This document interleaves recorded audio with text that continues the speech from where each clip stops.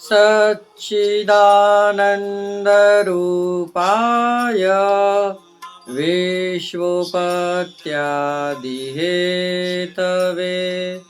तापत्रयविनाशाय श्रीकृष्णाय वयं नमः। पुष्टिमार्गीय सर्वज्ञ करुणारसपूरित श्रेष्ठफलप्रदाता च तस्मै श्रीगुरवे नमः। जय श्री कृष्ण, राधे राधे। जय श्री वल्लभ प्रियजनों, दास का प्रणाम स्वीकार करें। आज ये दास उपस्थित है ऐसी अनोखी कथा लेकर आपके सामने कि अन्य आश्रय करने से क्या होता है, ये इस कथा के माध्यम से आप और हम जानेंगे। अन्य आश्रय, इसका अर्थ है कि जब साक्षात परिपूर्ण ब्रह्म जब आपके मस्तक पर विराज रहे हो और उसके पश्चात भी आप कहीं और किसी और के वखान करें, उसको बोलते हैं अन्य आश्रय। अन्य आश्रय कभी नहीं होना चाहिए। हमारा तो मार्ग ही है आश्रय। ठाकुर जी की शरणागति पाना ही तो हमारा आश्रय है। पुष्टि मार्ग का अर्थ क्या है? आश्रय का मार्ग बताया गया है हमारा कि प्रभु के चरणारविंद दढ़ई न चरण न केरो भरोसो, कि हमें तो इन चरणारविंद का भरोसा है। कथा प्रारंभ करने से पहले दास आपसे निवेदन करना चाहेगा कि यदि आप हमारे चैनल पर नए हैं तो हमारे चैनल को सब्सक्राइब करके बेल आइकन बटन को दबा दीजिए। हो सके उतना शेयर करिए। कमेंट बॉक्स में राधे राधे, जय श्री कृष्णा, जय श्री वल्लभ अवश्य लिखिए और लाइक करिए। तो चलिए शुरू करते हैं आज की कथा। आज की जो कथा है वह एक ब्रह्माणी की है। कहते हैं ये ब्रह्माणी उज्जैन के पास, उज्जैन से 4 कोस दूर एक गांव है, वहां रहती थी। इसका पहला भाव प्रकाश जानते हैं कि ये राजस भक्त है। लीला में इनका नाम चंद्रमुखी है, जिससे इनका मुख भी चंद्रमा के समान ही तेजोमय है। रस विलासिनी के साथ बहुत मिलाप है, इसलिए श्री ठाकुर जी की एकांत में बातें चंद्रमुखी से कहते हैं। और ये बात विशाखा जी ने सुनी, इससे इसको श्राप दिया और इसे भूमि पे आना पड़ा। ये उज्जैन से दूर 4 कोस दूर रहती थी, उज्जैन से गांव में, और एक साचोरा ब्राह्मण के यहाँ रहती थी जो इनके माता पिता थे। जब ये 8 वर्ष की हुई तब इनके माता पिता ने इनका विवाह करा दिया। विवाह कराया, उसके पश्चात 20-25 वर्ष की ये हुई तब गांव के अंदर एक ऐसा रोग फैला, ऐसी बीमारी फैली कि जिससे इनके पति, सास, ससुर, माता पिता सभी का लीलावास हो गया। अब ये अकेली रहती और बहुत रोया करती, परंतु रोते रोते ये कृष्ण भट्ट, जिनकी कथा हमने आपको पहले सुनाई है, कृष्ण भट्ट के पास श्री गोसाई जी की कथाओं को श्रवण करने के लिए जाया करती। इसके मन में कथा को सुन सुन के श्री गोसाई जी के प्रति इतनी आकुल व्याकुल हो गई, तालावेली उठने लगी इसके मन में कि कब मैं गोसाई जी के दर्शन कर लूं। एक समय श्री गोसाई जी उज्जैन पधारे, तब इसको पता लगी कि श्री गोसाई जी यहाँ पधारे हैं। ये वहां से 4 कोस दूर श्री गोसाई जी के दर्शन करने के लिए आई, दूर खड़ी थी, और कृष्ण भट्ट के पास जैसे जाती थी तो कृष्ण भट्ट के द्वारा इसने गोसाई जी से निवेदन करवाया कि निवेदन करके हमें भी वैष्णव करिए। श्री गोसाई जी ने इसका भाव देखा कि बेचारी अकेली है, ब्राह्मण है, तो क्यों ना इसको नाम निवेदन करा दिया जाए। श्री गोसाई जी ने इसे नाम पमा दिया। फिर वहां कुछ वैष्णव और थे जो ये बोले कि ये ब्रह्माणी तो व्यभिचारिणी है, इसको नाम क्यों सुनाया प्रभु आपने। तब गोसाई जी ने आज्ञा करी कि वैष्णव चाहे कैसे भी हो, यहां ये बताते हैं कि हमारा सिद्धांत जहां तक है वहां तक जीव को ठाकुर जी को अनन्य सेवा का फल प्राप्त कराना है। जो इंद्रियों को विनियोग करके और इंद्रियों को अपने वशीभूत करके प्रभु के आश्रय, क्योंकि कहते हैं ना, जीव चाहे कैसा भी हो, हमने आपको पहले भी बताया कथा में कि चाहे मनुष्य पागल हो, अधर्मी हो, अत्याचारी हो, दुराचारी हो, व्यभिचारी हो, पुष्टि मार्ग में हर किसी के लिए स्थान है, परंतु एक कि जिसके हृदय में प्रेम नहीं है वह पुष्टि मार्ग को प्राप्त नहीं कर सकता है, क्योंकि प्रभु की सेवा प्रेम से ही होती है। क्यों कि आचार्य श्रीमद् वल्लभाचार्य जी ने कृष्णाश्रय ग्रंथ में विज्ञप्त विनंती करके एक श्लोक बताया है,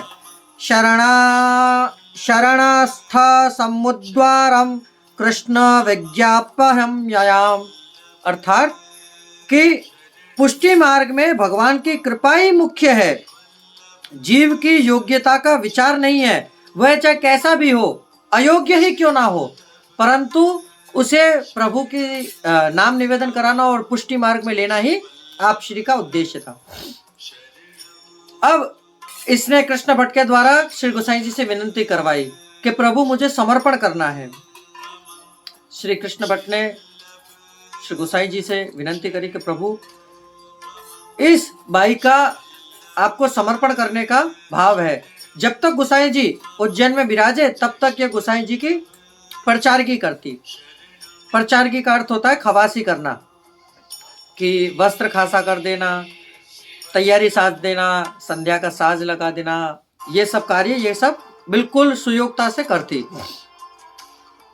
अब थोड़े दिन में इसने गोसाई जी से विनंती करी कि प्रभु अब मुझे आप सेवा सौंपिए। तब गोसाई जी ने इस पर कृपा कर श्रीनाथ जी का एक वाघा वस्त्र, एक वस्त्र पधराया कि इसकी सेवा निस्वार्थ भाव से करो। ये निस्वार्थ भाव से वस्त्र की सेवा करती, परंतु कृष्ण भट्ट ने उस वाघा का श्री गोवर्धन नाथ जी को स्वरूप बना दिया। मतलब जैसे वस्त्रों के आजकल तो आप और हम सब देखते हैं कि कई लोग ऐसे होते हैं जो वस्त्रों का जाने क्या से क्या बना देते हैं, तो ऐसे ही उन्होंने श्री गोसाई जी ने जो सीजी बाबा का वाघा जो पधराया था उसका गोवर्धन नाथ जी का स्वरूप बनाकर इसको पुष्ट किया, और ये बिल्कुल प्रेमातुर होकर उसकी सेवा करती, श्री गोवर्धन नाथ जी की तरह ही। करते करते बहुत दिन बीते, फिर सीजी बाबा भी इसको सानुभव बताने लगे। ये मन लगाकर सेवा करती थी।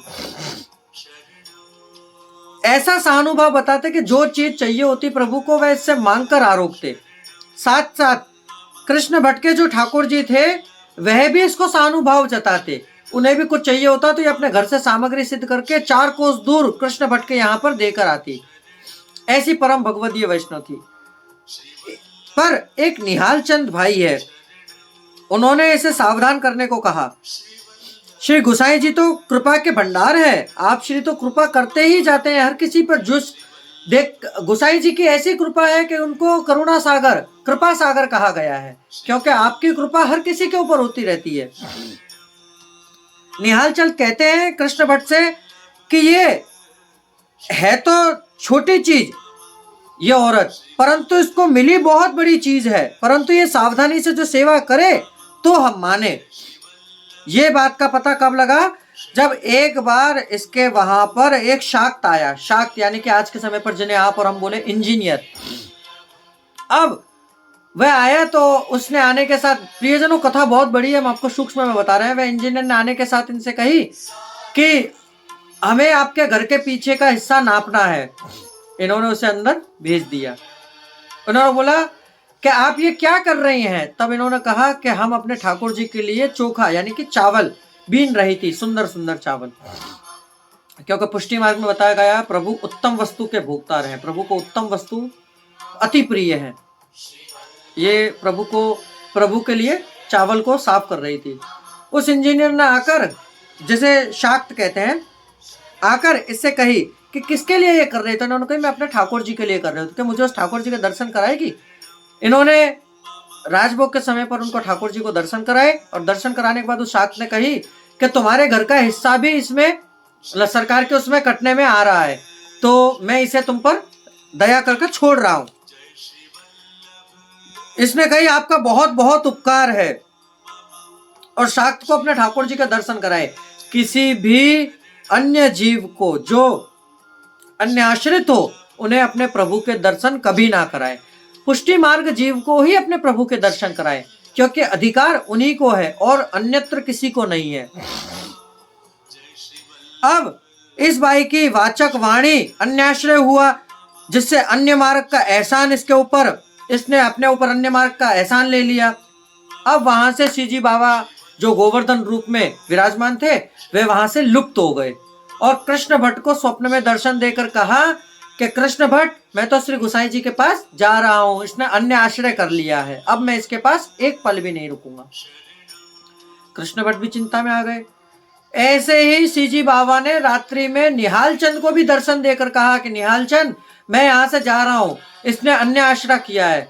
निहाल चंद का जैसे ही स्वप्न टूटा, निहाल चंद तो रात्रि में ही अपनी बगलबंदी पहन के और कृष्ण भट्ट के पास गया और कृष्ण भट्ट को जाकर सब बात बताई। कृष्ण भट्ट में बोला कि हाँ, मुझे भी प्रभु की आज्ञा हुई है।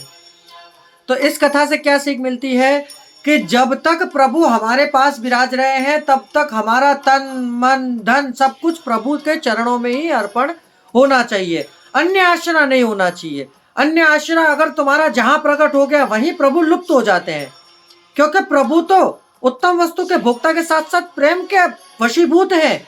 आप उन्हें क्या क्या समझते हैं? आप 56 भोग से प्रभु को खरीद लोगे यूं? आजकल आप और हम क्या देखते हैं कि कई लोग हवेलियों में बड़े बड़े मंदिरों में जाते हैं तो कहते हैं हे भगवान, हमारा ये कार्य सिद्ध कर दे तो 1 नारियल या 11 नारियल मैं आपके ऊपर सिद्ध करूंगा। अरे 11 नारियल से क्या तुम परिपूर्ण ब्रह्म को खरीद लोगे? ये भी उसी की देन और ये पंच महाभूत का शरीर भी उसी की देन है। इसलिए प्रियजनों, कभी अन्य आश्रय नहीं करना चाहिए। क्यों? कि श्री गोसाई जी भी कहते हैं ना विज्ञप्त में के अनन्य संबंध गंधोपी कंदरामेव बाधते, कि अन्य संबंध गंधपण कंदरा के गर्दन के लिए बाधक है, इसलिए अन्य वैष्णव का संबंध करने से डरते रहना चाहिए। अगर कोई आपका मित्र भी अन्य आश्रित है तो उससे आप मित्रता करने में सोचे, चाहे वह कितना ही धनवान क्यों ना हो। तो प्रियजनों, ये भाई श्री गोसाई जी की ऐसी कृपा पात्र भगवदीय थी कि इसकी कथा जहां तक है वहां तक कम है। तो कथा सुनकर आपको आनंद की अनुभूति हुई हो तो हमारे चैनल को शेयर अवश्य करिएगा, लाइक करके कमेंट बॉक्स में राधे राधे, जय श्री कृष्ण, जय श्री वल्लभ अवश्य लिखिए। अब दास को आज्ञा दीजिए, कल पुनः मुलाकात होगी नई कथा नए प्रसंग के साथ। जय श्री कृष्ण, राधे राधे, जय श्री वल्लभ, अस्तु।